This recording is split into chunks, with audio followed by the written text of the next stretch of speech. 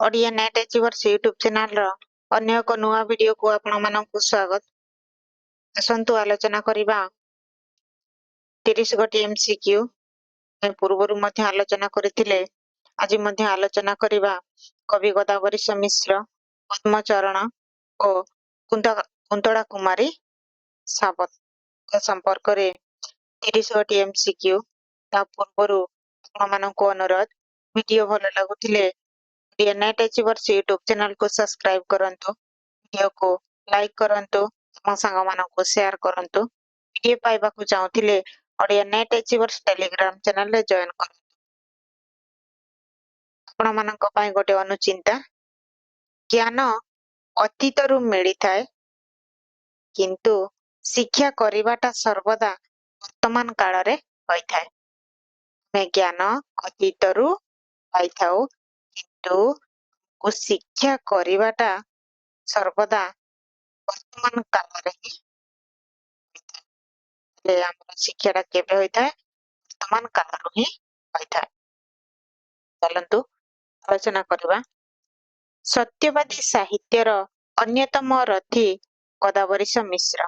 तले सत्यवादी साहित्यिक मानक मध्यरु अन्यतम रथी हेउचंती किए गोदावरी मिश्र। बहुमुखी प्रतिभा गोदावरी साहित्यर सकल दिगरे लेखनी चालना करे सत्यवादी आदर्श को प्रतिष्ठा देथिले। ताले गोदावरी मिश्र साहित्यर सबु दिगरे लेखनी चालना करे सत्यवादी आदर्श को प्रतिष्ठा करथिले। शिक्षकता, देश सेवा, राजनीतिक कार्यकलाप सहित सर्जनशीलतार एक मधुर समान। शिक्षकता करुथिले, देश सेवा मध्य करचंती, राजनीतिक कार्यकलाप सहित सर्जनशीलतार एक से एक मधुर समान किए गोदावरी मिश्र। कविता, नाटक, प्रबंध, गल्प, उपन्यास, जीवनी, आत्मजीवनी, अनुवाद, शिशु साहित्य प्रत्येक क्षेत्र से लेखनी चालना करचंती। सत्यवादी आदर्श रे अनुप्राणित संत कवि लक्ष्मीकांत महापात्र, कुंतला कुमारी सावत, पद्मचरण पट्टनायक, गोदावरी महापात्र आदि कृतित्व अविस्मरणीय। तो आलोचना करिबा आजिर प्रथम प्रश्न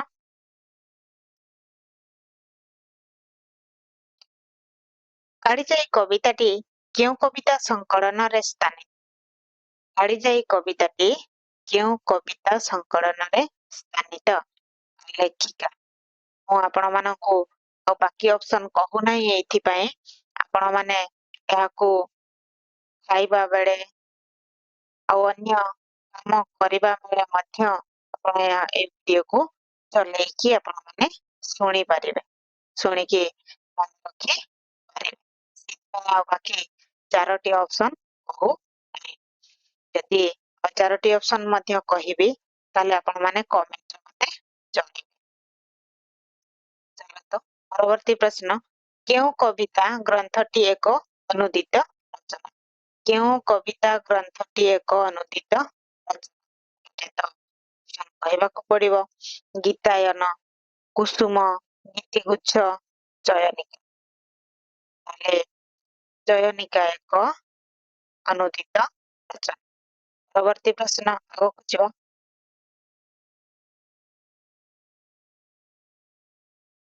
बड़ हिनी मान अमागर दशा शुणिले फटाई बुकु चौ खंड होई ओडिशा देशलो पड़ी हुए दुकु दुकु। यह क्यों कवितार? 3 नंबर प्रश्न बड़ हिनी मान आम घर दशा शुणिले फाटिबो बुकु चौ खंड होई ओडिशा देशलो पड़ी हुए दुकु दुकु। यह क्यों कवितार? दुखी धन ओ कविता दुखी धन कविता। प्रश्न पुणी ଆଗକୁ ଯିବା।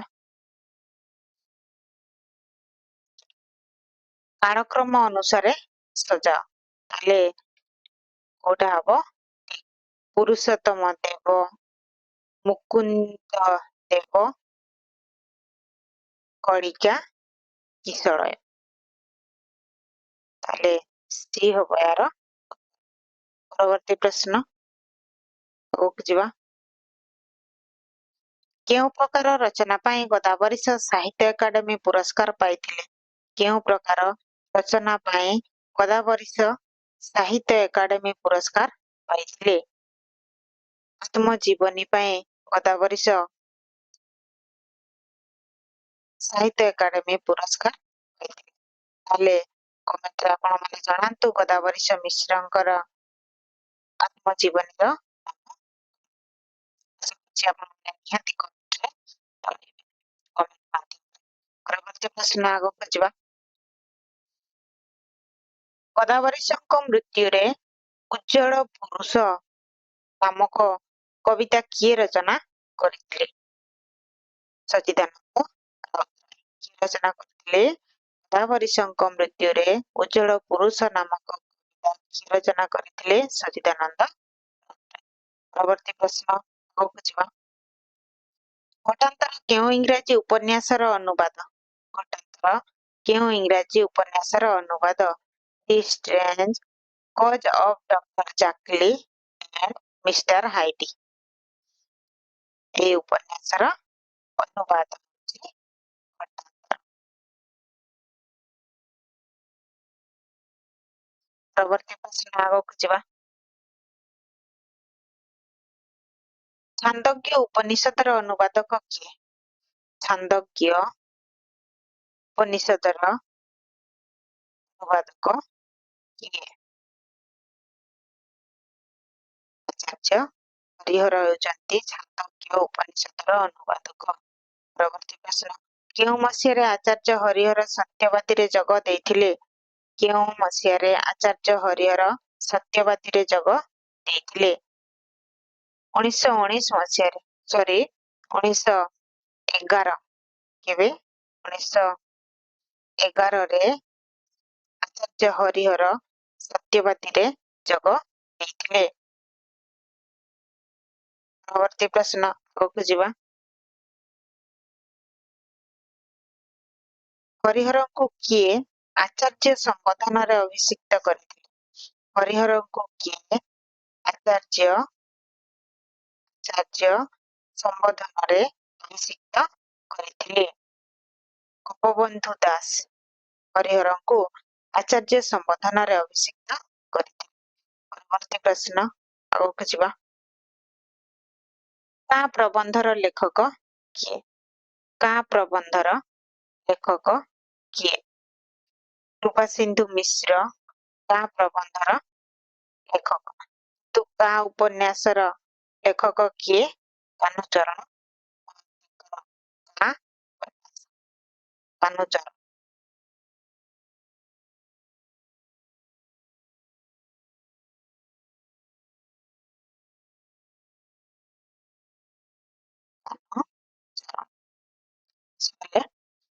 ରଖିବେ। ପରବର୍ତ୍ତୀ ପ୍ରଶ୍ନକୁ ଯିବା ଆମେ। 12 ନମ୍ବର ପ୍ରଶ୍ନ।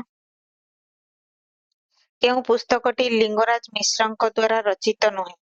କେଉଁ ପୁସ୍ତକଟି ଲିଙ୍ଗରାଜ ମିଶ୍ରଙ୍କ ଦ୍ୱାରା ରଚିତ ନୁହେଁ? ତାହେଲେ ଓଡ଼ିଶା ଇତିହାସ ହେଉଛି ଲିଙ୍ଗରାଜ ମିଶ୍ରଙ୍କ ଦ୍ୱାରା ରଚିତ ନୁହେଁ। ଆଉ ବାକି ତିନୋଟି ଯାକ ଲିଙ୍ଗରାଜ ମିଶ୍ରଙ୍କ ଦ୍ୱାରା ରଚିତ। ବାରବାଟୀ ଦୁର୍ଗ, କୋଣାର୍କ ଇତିହାସ। ଏହା ହେଉଛି କଣ? ଲିଙ୍ଗରାଜ ମିଶ୍ରଙ୍କ ଦ୍ୱାରା ରଚିତ। ଚାଲନ୍ତୁ ପରବର୍ତ୍ତୀ ପ୍ରଶ୍ନ ଆଗକୁ ଯିବା। କୁନ୍ତଳା କୁମାରୀଙ୍କ କବିତା ଗ୍ରନ୍ଥ ଗୁଡ଼ିକୁ କ୍ରମାନ୍ୱୟରେ ସଜାଅ। କୁନ୍ତଳା କୁମାରୀଙ୍କ କବିତା ଗ୍ରନ୍ଥ ଗୁଡ଼ିକୁ କ୍ରମାନ୍ୱୟରେ ସଜାଅ। ହେଲେ ଅର୍ଚ୍ଚନା, ସ୍ଫୁଲିଙ୍ଗ, ଆହ୍ୱାନ, ପ୍ରେମ, ଏ ହବ ୟାର ଉତ୍ତର। ପରବର୍ତ୍ତୀ ପ୍ରଶ୍ନ ଆଗକୁ ଯିବା। କେଉଁ ପ୍ରସିଦ୍ଧ କବି 13 ବର୍ଷରେ ଓଡ଼ିଆ ସ୍କୁଲରେ ଶିକ୍ଷା ଆରମ୍ଭ କରିଥିଲେ? କେଉଁ ପ୍ରସିଦ୍ଧ କବି 13 ବର୍ଷରେ ଓଡ଼ିଆ ସ୍କୁଲରେ ଶିକ୍ଷା ଆରମ୍ଭ କରିଥିଲେ? 14 ନମ୍ବର ପ୍ରଶ୍ନର ଉତ୍ତର କଣ ହେବ? କୁନ୍ତଳା କୁମାରୀ। ପରବର୍ତ୍ତୀ ପ୍ରଶ୍ନ ଆଗକୁ ଯିବା। ସେଫାଳି ପ୍ରତି କବିତାଟି କେଉଁ ସଂକଳନରେ ସ୍ଥାନିତ? ସେଫାଳି ପ୍ରତି କବିତାଟି କେଉଁ ସଂକଳନରେ ସ୍ଥାନିତ? ଉଚ୍ଛ୍ୱାସ କବିତା ସଂକଳନ। କବିତା ଉଚ୍ଛ୍ୱାସ କବିତା ସଂକଳନ। ପରବର୍ତ୍ତୀ ପ୍ରଶ୍ନ ଆଗକୁ ଯିବା। କୁନ୍ତଳାଙ୍କ ବୃତ୍ତି କଣ ଥିଲା? କୁନ୍ତଳା କୁମାରୀ ସାବତଙ୍କ ବୃତ୍ତି କଣ ଥିଲା? ବା କୁନ୍ତଳା କୁମାରୀ ସାବତ ବୃତ୍ତିରେ କଣ କରୁଥିଲେ? କଣ କରୁଥିଲେ? ତାଙ୍କର ବୃତ୍ତି ଥିଲା। ପରବର୍ତ୍ତୀ ପ୍ରଶ୍ନ। ଧଉଳି ପାହାଡ଼ କାହା ଦ୍ୱାରା ରଚିତ? ଧଉଳି ପାହାଡ଼ କାହା ଦ୍ୱାରା ରଚିତ? ତ ସମସ୍ତେ ଆପଣ ଜାଣିଥିବେ ପଦ୍ମଚରଣ ପଟ୍ଟନାୟକଙ୍କ ଲେଖା ଅଛି କଣ? ଧଉଳି। ପରବର୍ତ୍ତୀ ପ୍ରଶ୍ନ। କେଉଁଠି ପଦ୍ମଚରଣଙ୍କ କବିତା ଗ୍ରନ୍ଥ ନୁହେଁ? କଣ ପଚାରିଛି? ପଚାରିଛି କେଉଁଠି ପଦ୍ମଚରଣଙ୍କ କବିତା ଗ୍ରନ୍ଥ ନୁହେଁ? କଣ୍ଟା ଓ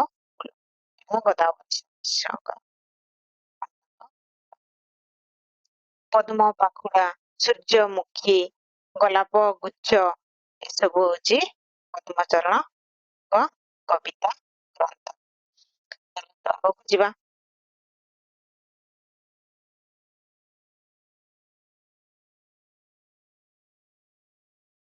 ମୋହନ ବଂଶୀ, ସବୁଜ ବେଣା,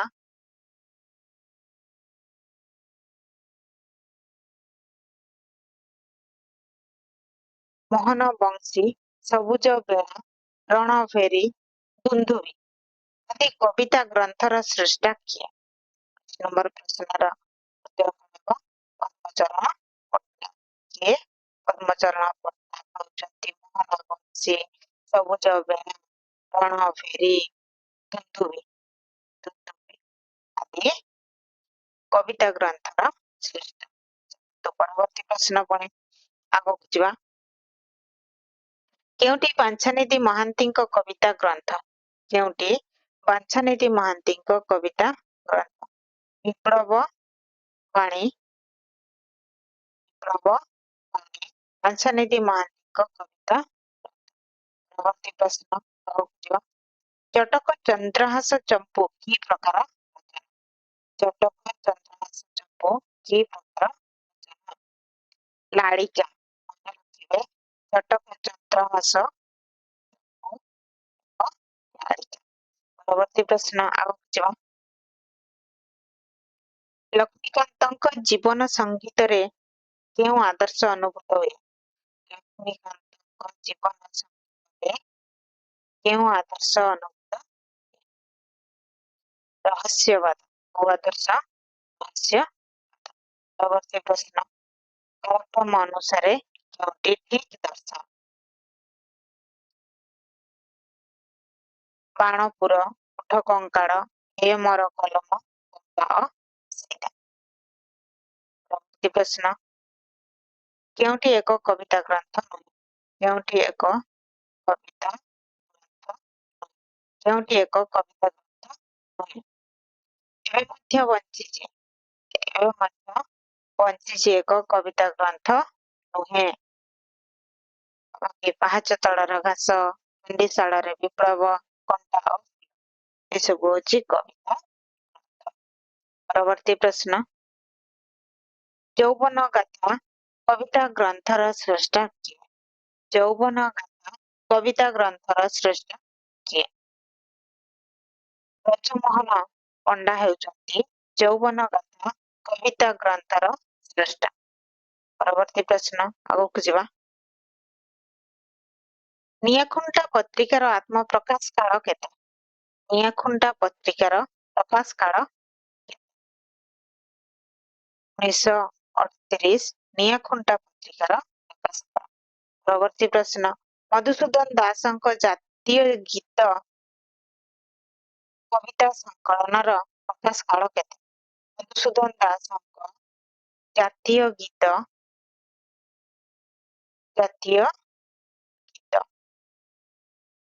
କବିତା ସଂକଳନର ପ୍ରକାଶ କାଳ କେତେ?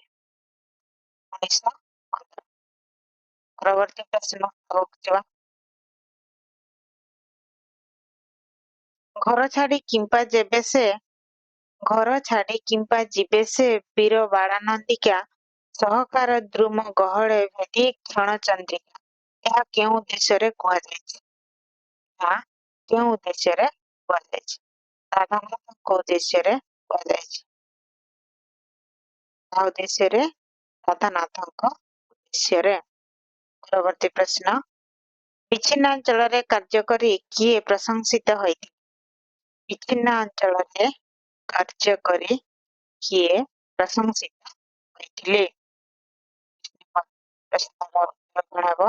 ଗଦାଧର ମିଶ୍ର ବିଚ୍ଛିନ୍ନାଞ୍ଚଳରେ କାର୍ଯ୍ୟ କରି ପ୍ରଶଂସିତ ହୋଇଥିଲେ।